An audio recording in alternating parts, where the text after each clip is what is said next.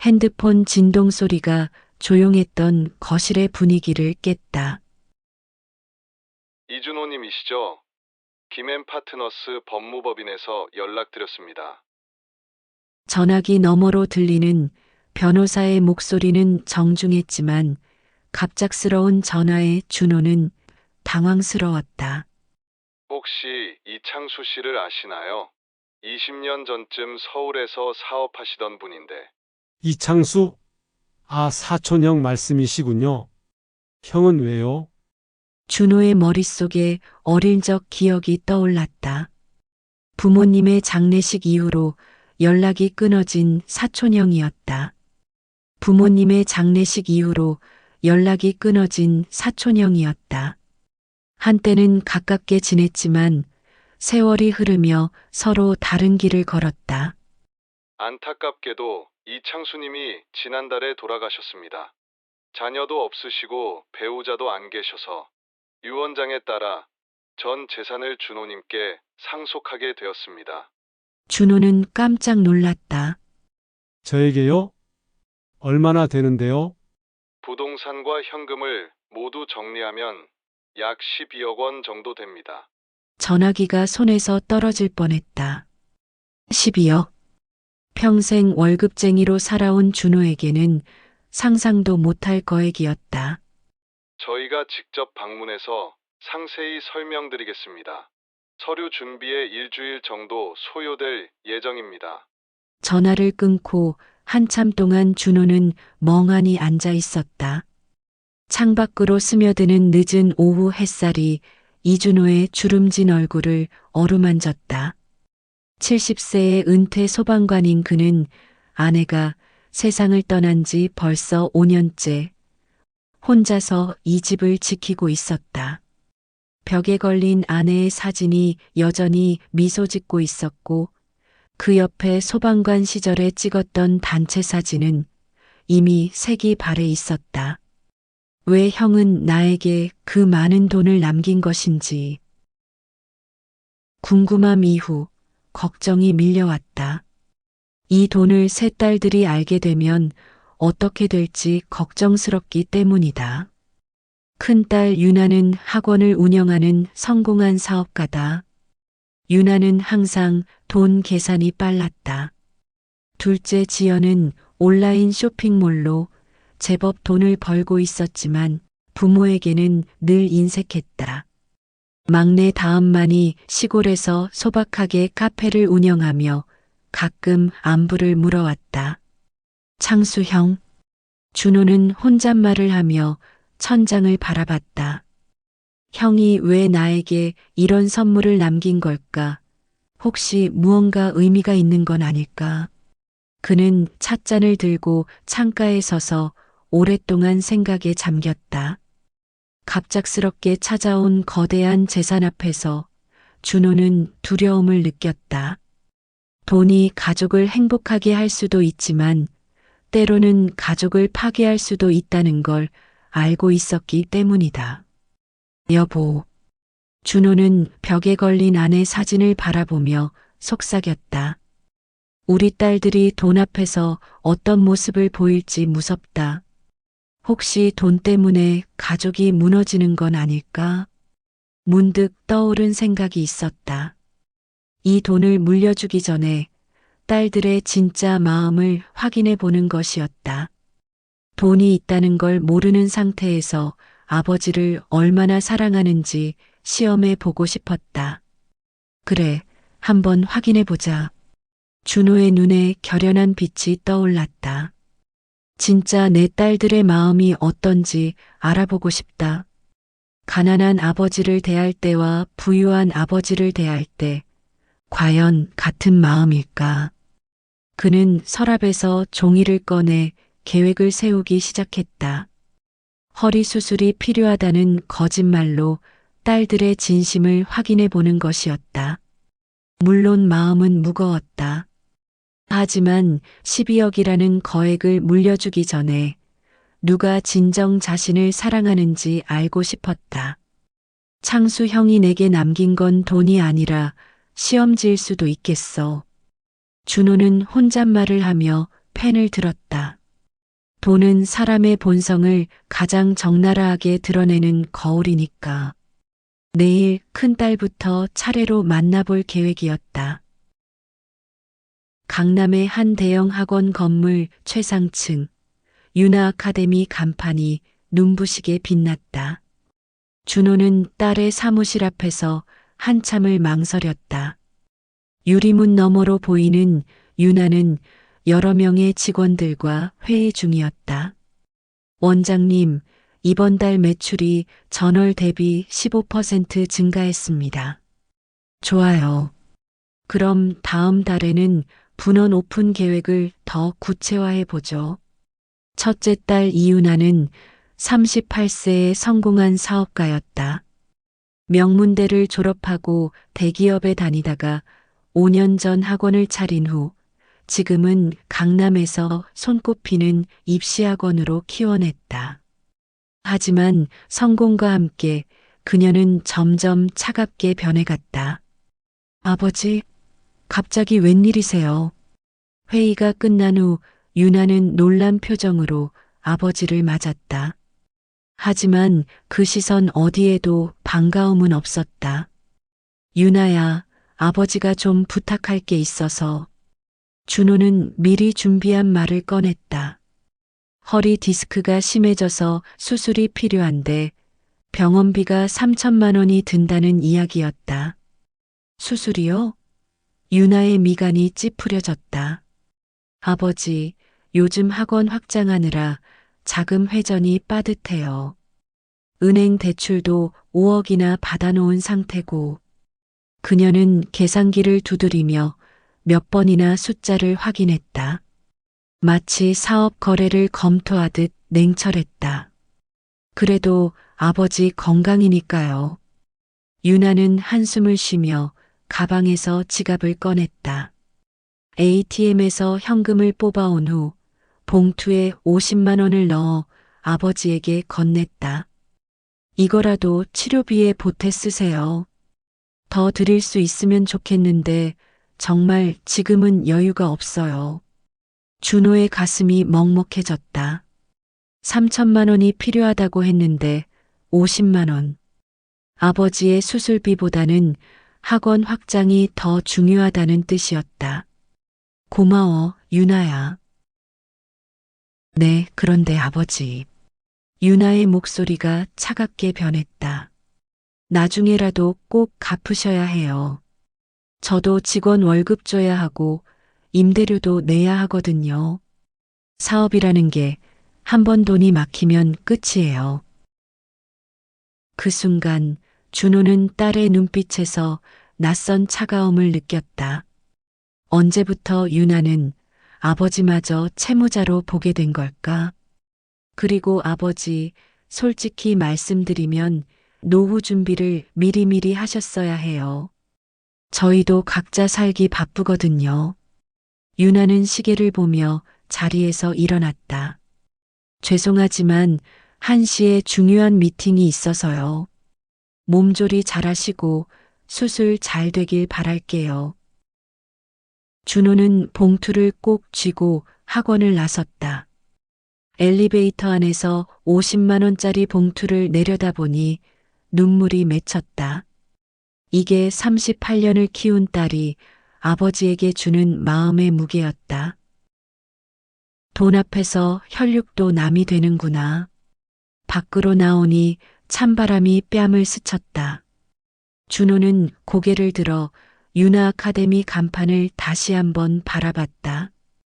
딸은 성공했지만 정작 아버지는 그 성공에서 소외된 느낌이었다.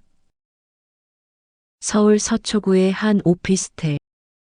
온라인 쇼핑몰을 운영하는 둘째 딸 이지연의 사무실은 각종 상품 샘플들로 가득했다. 35세인 그녀는 유명 브랜드들과 독점 계약을 맺으며 연매출 수십억을 올리는 성공한 사업가가 되었다. 오늘 주문량이 작년 동기 대비 30% 늘었어요. 좋아. 그럼 마케팅 예산을 더 늘려서 푸시해봐. 지연은 직원과 통화를 하느라 바빴다. 준호는 입구에서 한참을 기다린 후에야 딸과 마주할 수 있었다. 아버지, 무슨 일이세요? 미리 연락하시지. 지연의 표정에는 짜증이 역력했다. 바쁜 시간에 예고 없이 찾아온 아버지가 불편했던 것이다. 지연아, 아버지가 급한 일이 생겨서 허리 수술을 해야 하는데 비용이 3천만 원 정도 든다고 하네. 준호는 첫째에게 했던 것과 같은 부탁을 꺼냈다. 하지만 지연의 반응은 유나보다도 더 차가웠다. 아버지, 또 돈 이야기예요? 정말 지겹네요. 지연은 대놓고 한숨을 내쉬었다. 저도 사업 자금 돌리기 급해요. 이번 달에만 광고비로 2천만 원, 재고 구입에 5천만 원 들어가는데 어디서 3천만 원을 구해요? 그녀는 컴퓨터 모니터를 가리키며 말을 이었다. 보세요. 지금 당장 처리해야 할 주문이 500건이 넘어요. 고객 클레임 처리, 배송 관리, 신상품 기획. 하루 24시간이 부족해 죽겠는데 솔직히 부모님 문제까지 신경 쓸 여유가 없어요. 준호의 얼굴이 굳어졌다. 지연의 말에는 아버지에 대한 최소한의 배려조차 느껴지지 않았다. 그리고 아버지, 솔직히 말씀드릴게요. 부모님 세대는 본인 노후 준비는 알아서 하셨어야죠. 저희 세대는 취업도 어렵고 집값도 비싸고 결혼 비용도 천문학적인데 언제까지 부모님 뒷바라지까지 해야 해요? 지연의 목소리는 점점 날카로워졌다. 병원비 정도는 나라에서 지원받으세요. 노인 의료비 지원 제도도 있잖아요. 굳이 자식들한테 손 벌리지 마시고. 그 순간 준호는 가슴이 철렁 내려앉는 것을 느꼈다. 딸이 아버지에게 손 벌리지 말라고 말하다니. 지연아, 아버지, 죄송하지만 정말 바빠요. 오늘 중국 업체랑 화상회의도 해야 하고 내일 새벽까지 마케팅 기획서도 완성해야 해요. 지연은 아예 아버지를 외면하며 컴퓨터 키보드를 두드리기 시작했다. 그냥 가보세요. 저도 제 일로 정신없거든요. 준호는 할 말을 잃고 그 자리에 서 있었다. 지연은 아버지가 있는 것조차 신경 쓰지 않은 채 전화를 받았다. 네, 고객님. 배송 문제로 연락 주셨군요. 결국 준호는 빈손으로 사무실을 나서야 했다. 엘리베이터 문이 닫히는 순간 그의 눈가에 눈물이 맺혔다. 내가 이 아이를 잘못 키웠나? 복도를 걸으며 준호는 지연이 어릴 때를 떠올렸다. 아프면 업고 병원에 뛰어갔던 그 딸이 이제 아픈 아버지를 외면하고 있었다. 아니, 무시하고 있었다. 성공이 이렇게 사람을 차갑게 만드는 것인지 준호는 이해할 수 없었다. 경기도 양평의 한적한 마을, 다은이네 카페, 작은 간판이 바람에 살랑거렸다. 막내 다은이가 운영하는 이곳은 시골의 소박한 정취가 가득한 작은 카페였다. 도시의 화려함과는 거리가 멀었지만 따뜻한 온기가 느껴지는 공간이었다. 어머, 아버지. 다은은 카페 문을 열고 들어서는 아버지를 보자마자 밝게 웃으며 달려왔다. 앞치마를 두른 그녀의 모습은 언니들과 달리 수수했지만 눈빛만큼은 맑고 따뜻했다. 아버지, 갑자기 어쩐 일이세요? 커피 드릴게요. 다은은 아버지를 가장 좋은 자리로 안내하며 직접 원두를 갈기 시작했다. 카페 안에는 손님이 몇 명 되지 않았지만 하나하나 정성껏 서비스하는 그녀의 모습이 보였다. 다은아, 아버지가 좀 어려운 부탁이 있어서 왔다. 준호는 두 언니에게 했던 것과 같은 이야기를 꺼냈다. 허리 수술이 필요한데 3천만 원이 든다는 것이었다. 다은의 표정이 순간 굳어졌다. 하지만 그것은 짜증이나 거부감이 아니라 깊은 걱정이었다. 아버지, 허리가 그렇게 아프셨어요? 왜 진작 말씀 안 하셨어요? 그녀는 아버지의 손을 잡으며 안타까워했다. 돈 이야기보다는 아버지의 건강을 먼저 걱정하는 모습이었다. 수술비가 3천만 원이라고 하셨죠. 큰 금액이네요. 다은은 한동안 말이 없었다. 조그마한 카페로는 한 달에 겨우 100만 원 남짓 벌어들이는 게 전부였다. 3천만 원은 그녀에게도 만만치 않은 돈이었다. 아버지, 저도 형편은 정말 어려워요. 이 카페도 적자 안 내는 게 다행인 수준이고요. 준호의 가슴이 무거워졌다. 막내도 결국 거절할 것인가 싶었던 순간이었다. 하지만 아버지 건강이 먼저잖아요. 다은은 갑자기 자리에서 일어나더니 카페 안쪽으로 들어갔다. 잠시 후 통장을 들고 나왔다. 아버지, 이거 제가 1년 반 동안 모은 적금이에요. 원래는 결혼 자금으로 모으고 있던 돈인데 통장에는 2천만 원이 적혀 있었다. 한 달에 100만 원씩도 안 되는 수익으로 하루하루 아껴가며 모은 소중한 돈이었다. 다은아, 이건 아버지 받으세요. 3천만 원엔 못 미치지만 이거라도 수술비에 보태세요. 다은의 눈에 눈물이 글썽였다. 제 결혼은 좀 더 늦어져도 돼요. 아버지 건강보다 중요한 게 어디 있겠어요. 아버지가 건강하셔야 제가 결혼할 때도 축복해 주실 수 있잖아요. 준호의 눈시울이 뜨거워졌다. 두 언니는 각자 수억의 사업을 하면서도 아버지에게 인색했는데 가난한 막내는 자신의 전 재산을 내놓고 있었다. 다은아, 고마워. 정말 고마워. 아버지, 울지 마세요.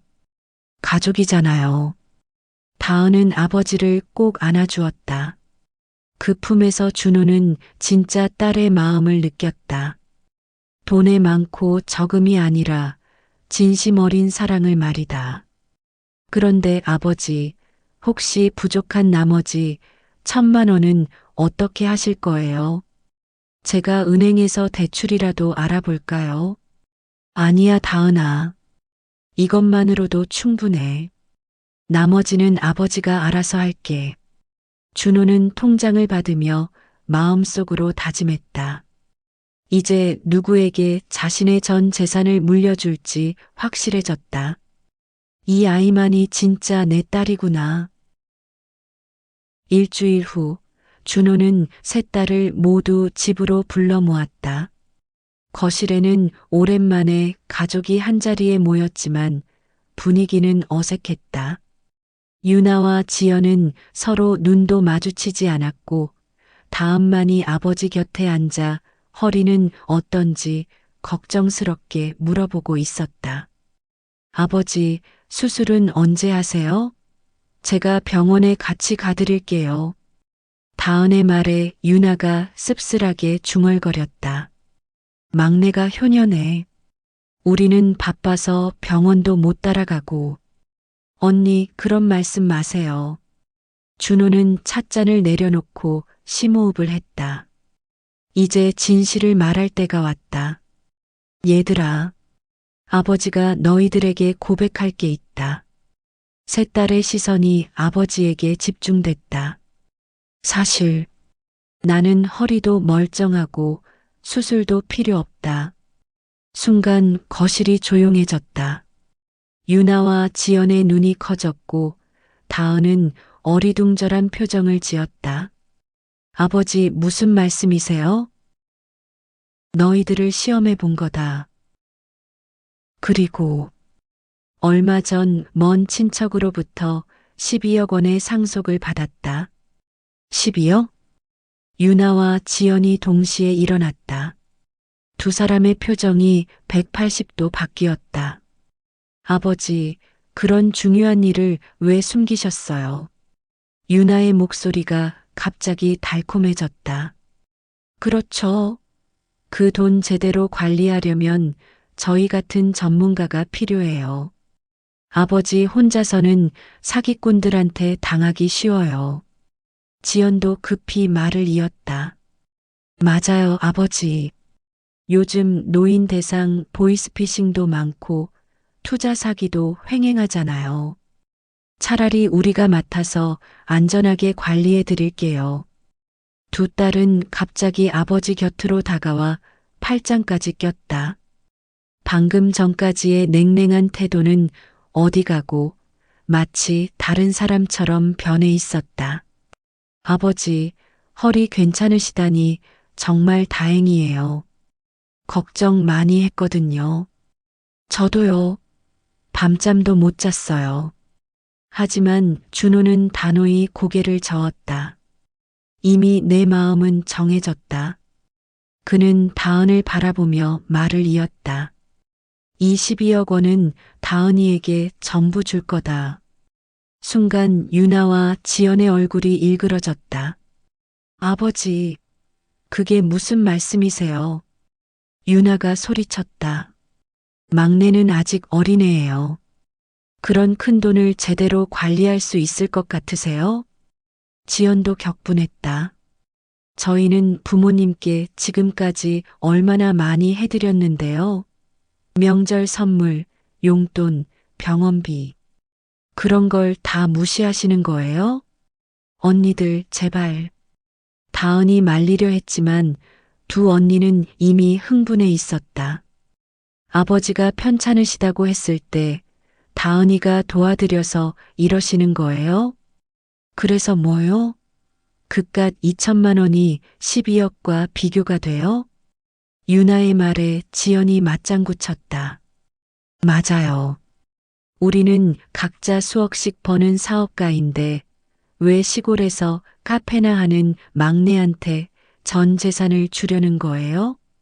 준호는 두 딸의 추악한 모습을 조용히 지켜봤다. 돈 앞에서 드러나는 인간의 본성을 똑똑히 보고 있었다. 너희들 말은 다 들었다. 준호가 일어서며 엄숙하게 말했다. 내가 시험한 건 돈이 아니라 마음이었다. 그리고 그 결과를 이미 확인했다. 준호의 선언 이후 거실은 폭풍전야의 고요함에 휩싸였다. 하지만 그 침묵은 오래가지 않았다. 아버지, 정말 이해할 수 없어요. 유나가 먼저 폭발했다. 그녀의 얼굴은 분노로 일그러져 있었다. 제가 지금까지 얼마나 성실하게 살아왔는지 아시잖아요. 명문대 나와서 대기업 다니다가 사업까지 성공시켰는데 왜 하필 막내한테 전 재산을 주시려는 거예요? 지연도 가세했다. 맞아요. 저도 백수로 놀고 있었던 게 아니라 치열하게 사업해서 여기까지 온 거예요. 온라인 쇼핑몰이 얼마나 어려운 사업인 줄 아세요? 하루 16시간씩 일해서 이만큼 키운 건데. 두 언니의 목소리는 점점 높아졌다. 다은이는 뭐 했어요? 시골에서 손님도 별로 없는 카페나 하면서 하루 종일 한가하게 지내잖아요. 유나의 말에 다은이 상처받은 표정을 지었다. 언니, 저도 나름대로 열심히 살아요. 열심히? 그게 열심이야? 지연이 비웃듯 말했다. 우리는 직원 몇십 명 먹여 살리고 세금도 수억씩 내면서 국가에 기여하고 있어. 그런데 너는 뭐? 시골에서 커피나 팔면서 세상 물정도 모르고 살고 있잖아. 언니들, 그렇게 말하지 마요. 다은의 눈에 눈물이 맺혔다. 저도 최선을 다해서 살고 있어요. 돈을 많이 못 벌어도 제 나름대로. 나름대로가 뭐가 중요해. 유나가 소리쳤다. 12억이야, 12억. 그 돈으로 얼마나 많은 일을 할 수 있는데 너한테 주면 다 날릴 게 뻔하잖아. 저희가 관리하면 그 돈을 더 불릴 수도 있어요. 투자도 하고 사업도 확장하고. 지연의 말에 다은이 고개를 저었다. 언니들, 그게 중요한 게 아니잖아요. 아버지가 우리 마음을 시험하신 거라고요. 마음? 마음이 뭐가 중요해? 유나가 냉소적으로 웃었다. 현실을 봐, 다은아. 이 세상은 돈이 전부야. 마음만으로 살 수 있는 세상이 아니라고. 그러게.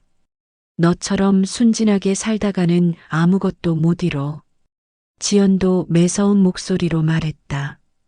준호는 두 딸의 그런 모습을 바라보며 깊은 한숨을 쉬었다. 돈이 이들을 완전히 다른 사람으로 만들어버렸다. 아버지도 너무하세요. 유나가 아버지를 향해 소리쳤다. 지금까지 저희가 얼마나 효도했는데요? 명절 때마다 선물 사드리고 용돈도 드리고 아픈 곳 있으면 좋은 병원도 알아봐 드리고. 그래요. 그런데 왜 갑자기 막내만 편애하세요? 지연의 말에 다은이 울먹이며 대답했다. 언니들, 저는 아버지 돈 때문에 이러는 게 아니에요. 정말로 아버지가 아프신 줄 알고. 그래, 너는 착하지. 착하다고 12억을 받을 자격이 있는 건 아니야. 유나의 차가운 말에 거실의 분위기는 더욱 얼어붙었다. 우리는 아버지 결정에 승복할 수 없어요. 지연이 단호하게 선언했다. 법적으로도 문제가 있을 거예요. 유언도 없이 한 자식에게만 모든 재산을 주는 게 말이 돼요? 준호는 두 딸의 모습을 보며 마음이 무너져 내리는 것을 느꼈다. 이들이 정말 자신이 키운 딸들인지 믿기지 않았다. 너희들 말은 다 들었다. 준호가 조용히 일어섰다. 내 결심은 변하지 않는다. 며칠 후 아침, 준호는 홀로 거실에 앉아 창밖을 바라보고 있었다. 아내의 사진 앞에는 따뜻한 차 한 잔이 놓여 있었다.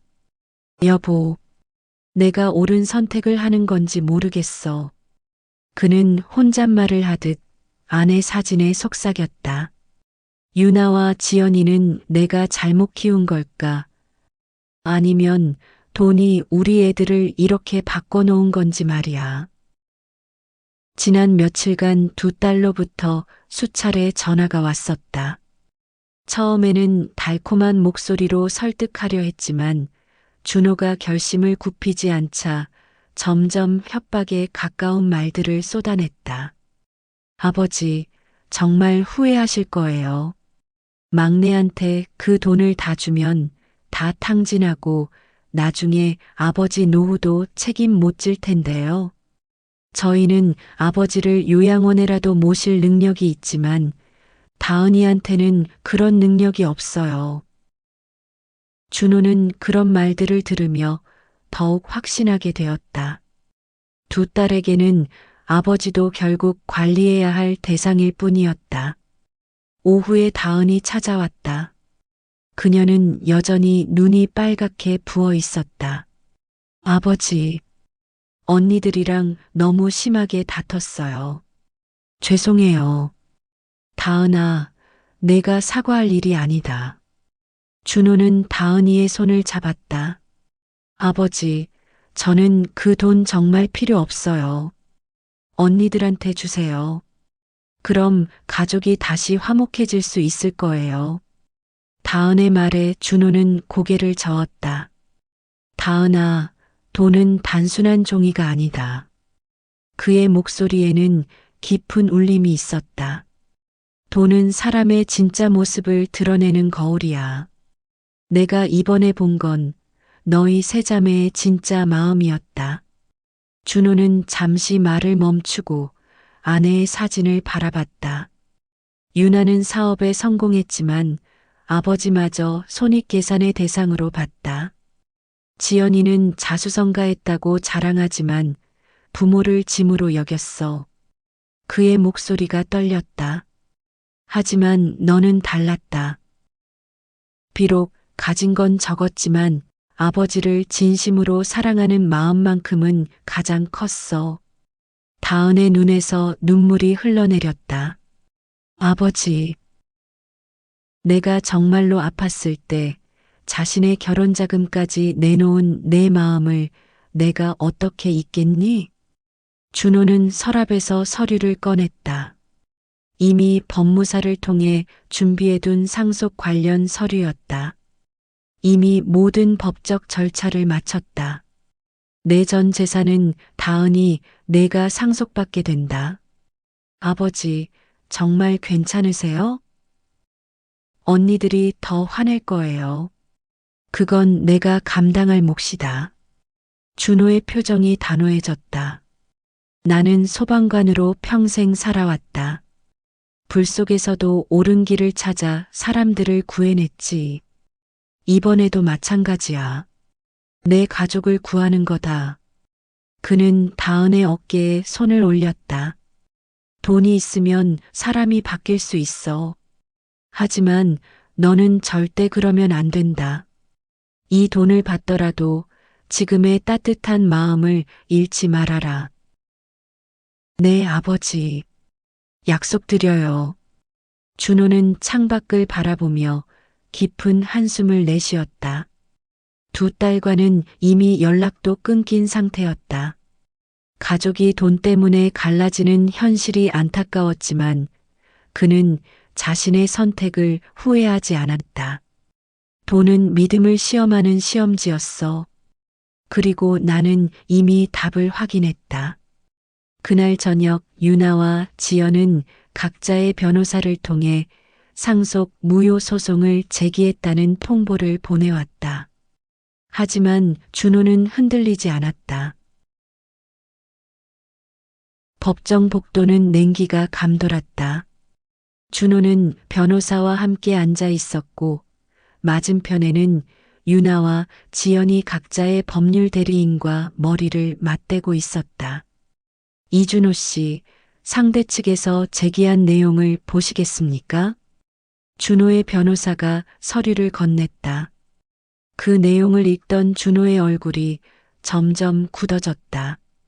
피상속인 이준호는 평생 소방관으로 근무하며 가족에게 소홀했고 특히 막내딸 이다은만을 편애하여 다른 자녀들에게 정신적 피해를 가했다.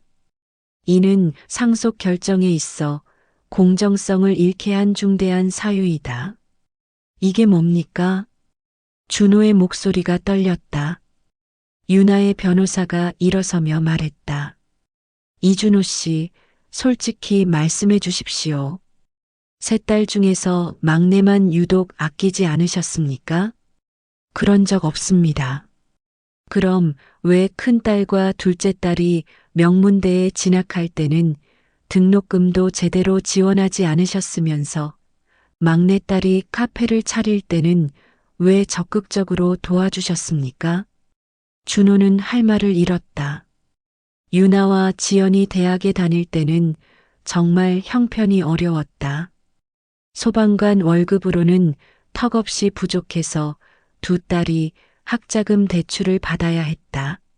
하지만 나이가 들어 어느 정도 여유가 생겼을 때 다은이가 카페를 하겠다고 하니 도와준 것뿐이었다. 아버지, 유나가 증언석에 섰다. 그녀의 목소리는 차가웠다. 저와 지연이는 어릴 때부터 아버지의 사랑을 제대로 받아본 적이 없습니다. 아버지는 항상 화재 현장에 나가 계셨고 집에 오시면 피곤하다며 저희와 대화도 하지 않으셨어요. 준호의 가슴이 먹먹해졌다. 사실이었다. 젊은 시절 그는 가족보다 일에 더 몰두했었다. 하지만 막내가 태어나고 나서는 달랐어요. 아버지는 다은이만 예뻐하셨죠. 다은이 감기에 걸리면 밤새 간병하시고 다은이 학교 행사에는 빠짐없이 참석하셨어요. 저희한테는 한 번도 그런 적이 없었는데 말이에요. 지연도 증언석에 올라섰다. 맞습니다. 저희가 성인이 되어 성공한 후에도 아버지는 늘 다은이 걱정만 하셨어요. 다은이는 혼자 시골에서 어떻게 살까? 다은이는 언제 결혼할까? 그런 말씀만 하셨죠. 저희는 각자 자수성가해서 여기까지 왔어요. 아버지의 도움 없이 모든 걸 혼자 해냈습니다. 하지만 다은이는 항상 아버지의 보호 아래 있었죠. 준호는 두 딸의 말을 들으며 과거를 돌이켜봤다. 정말 자신이 다음만 편애했던 것인지, 아니면 큰딸들이 너무 독립적이어서 자신의 관심이 필요 없어 보였던 것인지 생각했다. 아버지는 평생 영웅놀이만 하셨어요. 유나의 목소리에 원망이 섞여 있었다. 불 속에서 남을 구하는 일은 열심히 하셨지만 정작 자신의 가족은 제대로 돌보지 않으셨잖아요. 저희가 얼마나 외로웠는지 아세요? 어머니가 돌아가셨을 때도 마찬가지였어요. 저희는 각자 알아서 슬픔을 감당해야 했는데 아버지는 다은이만 위로해 주셨어요. 지연의 말에 법정이 조용해졌다. 준호는 그제야 깨달았다.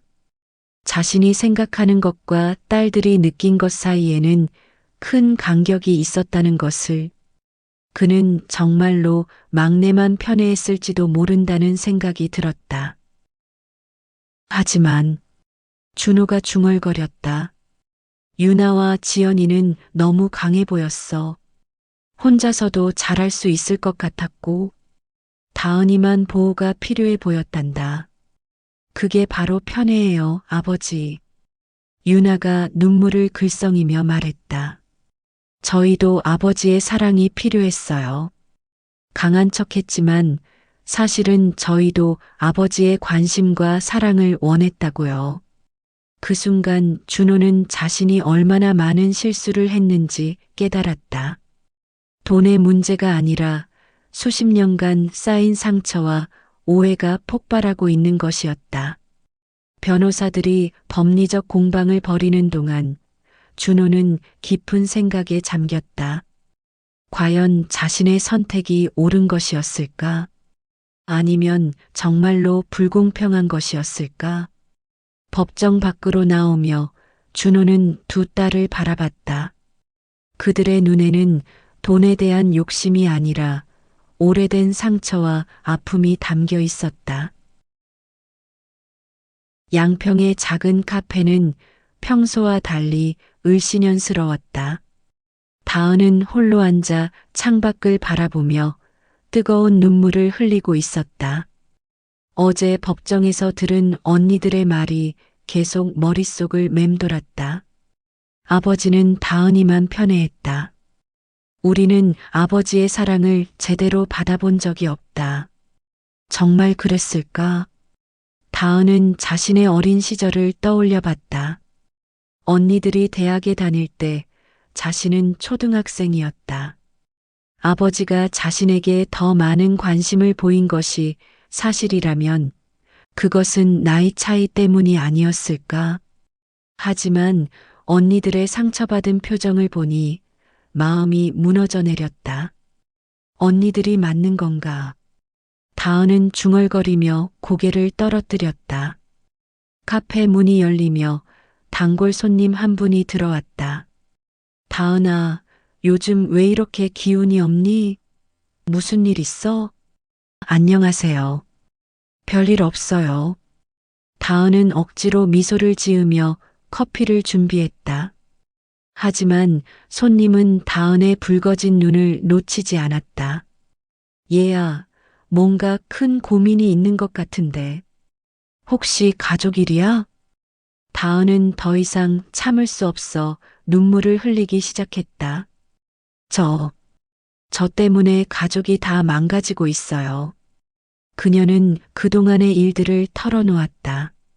아버지의 유산, 언니들과의 갈등, 그리고 법정에서 들은 충격적인 이야기까지.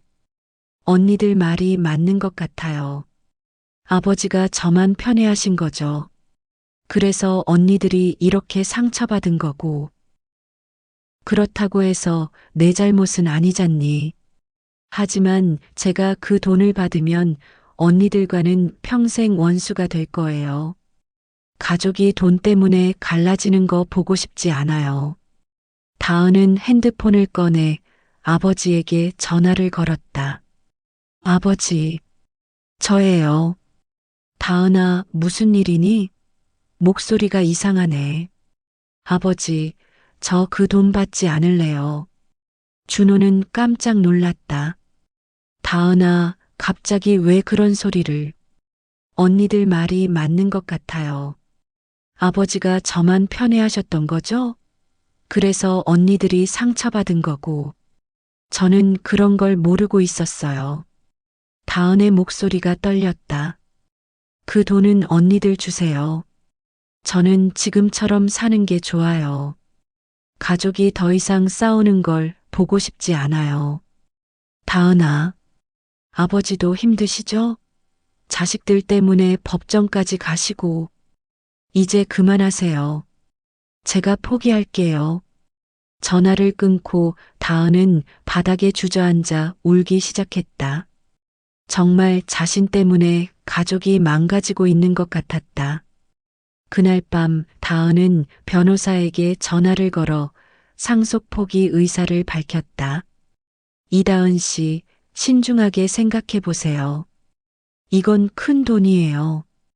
돈보다 가족이 더 소중해요. 서류 준비해 주세요. 다은은 카페 문을 닫고 혼자 앉아 있었다. 창밖으로는 비가 내리기 시작했다.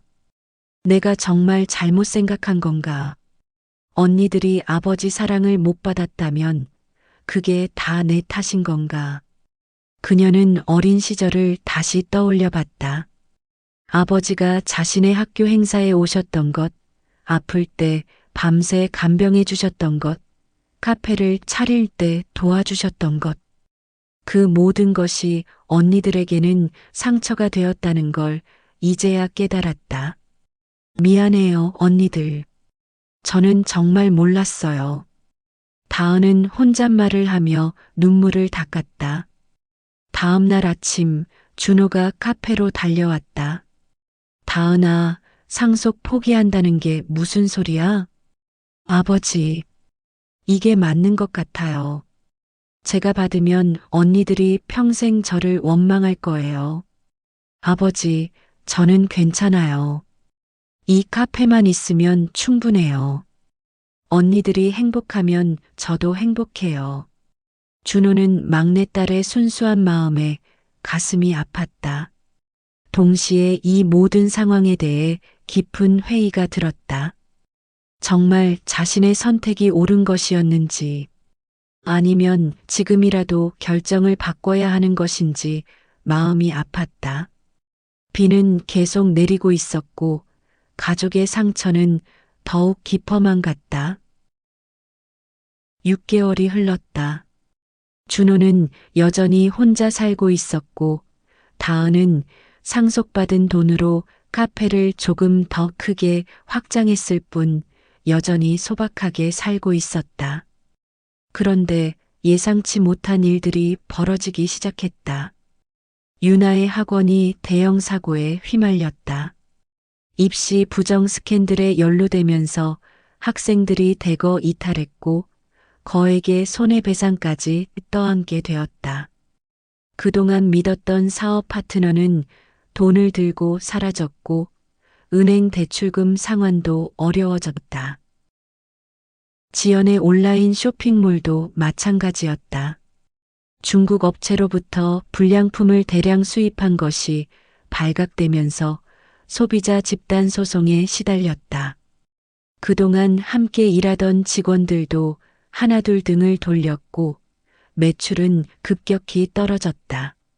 언니, 우리 어떻게 하지?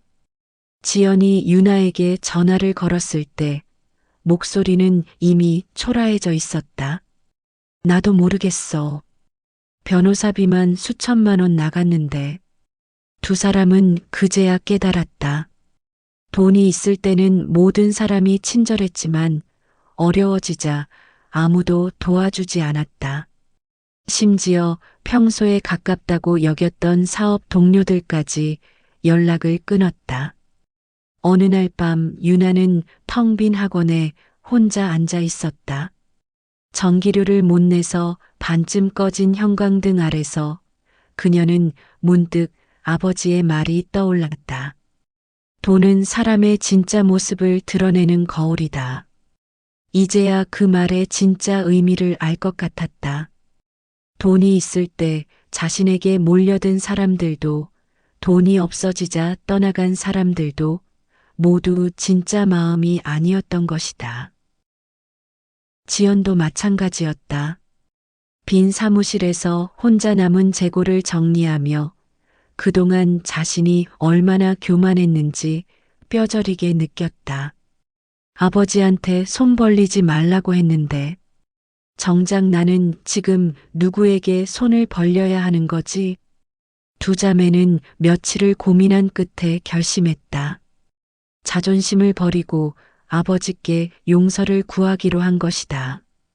12월의 어느 추운 저녁, 두 딸이 아버지 집 앞에 나타났다. 예전의 화려한 옷차림 대신 초라한 모습이었다. 아버지, 유나가 먼저 말을 꺼냈다. 목소리가 떨리고 있었다. 저희, 정말 죄송해요. 지연도 고개를 숙였다. 아버지 말씀이 맞았어요. 저희가 돈 앞에서 눈이 멀었어요.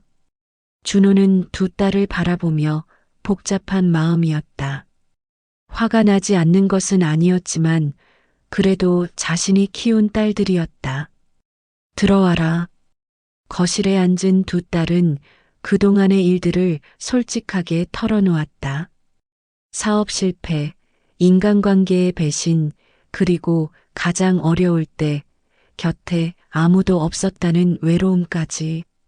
아버지, 저희는 돈이 전부인 줄 알았어요. 유나의 눈에 눈물이 맺혔다. 하지만 정작 돈을 잃고 나니 가족이 얼마나 소중한지 알게 됐어요. 저희가 성공했을 때는 아무도 진심으로 대해주지 않았어요. 모두 저희 돈만 보고 접근했죠. 지연도 울먹였다. 하지만 다은이는 달랐어요. 저희가 망하고 나서도 걱정해주고 도와주려고 했어요. 준호는 오랫동안 침묵하고 있었다. 그 침묵이 두 딸에게는 견디기 힘들 만큼 길게 느껴졌다. 조건이 있다. 마침내 준호가 입을 열었다. 다시는 돈 얘기하지 말아라. 그리고 서로를 진심으로 아껴라. 다은이가 받은 유산에 대해서도 한마디도 하지 마라. 두 딸은 고개를 끄덕였다. 그렇다면 나는 너희를 여전히 내 딸로 받아들인다. 순간 세 자매는 서로를 끌어안으며 눈물을 흘렸다. 다은도 이미 울고 있었다. 언니들, 미안해요. 제가 아버지 유산 때문에. 아니야, 다은아. 내가 잘못한 게 아니야. 유나가 막내를 꼭 안아주었다. 너는 우리가 잃어버린 것을 가지고 있었어. 진짜 가족을 사랑하는 마음 말이야. 그날 밤 오랜만에 가족이 함께 저녁을 먹었다. 예전처럼 화려한 음식은 아니었지만 마음만큼은 풍성했다. 준호는 아내의 사진을 바라보며 속삭였다.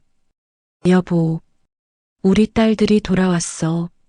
돈이 사람을 시험했지만 결국 사랑이 가족을 다시 하나로 묶었어. 창밖으로 첫눈이 내리고 있었다. 새로운 시작을 알리는 것처럼. 오늘 들으신 이야기 어떠셨나요? 돈은 사람의 본성을 드러내는 거울이라는 것을 깊이 깨닫게 됩니다. 아무리 많은 재산이 있어도 진심 어린 사랑 없이는 의미가 없다는 교훈을 얻었어요. 성공과 부유함이 반드시 행복을 보장하지 않으며 때로는 가족 간의 정을 메마르게 할 수 있다는 것을 느끼게 되었습니다. 무엇보다 가족 간의 소통이 얼마나 중요한지 절감하게 됩니다. 우리도 모르는 사이에 가족에게 상처를 주고 있을지 모르거든요. 서로의 마음을 진솔하게 나누고 이해하려는 노력이 필요합니다. 오늘 이야기는 여기까지입니다. 구독과 좋아요는 영상을 만드는데 큰 힘이 됩니다. 이 이야기를 어디서 들으셨는지 이름이나 장소를 댓글로 남겨주시면 감사한 마음으로 반갑게 인사드리러 가겠습니다. 시청해주셔서 고맙습니다.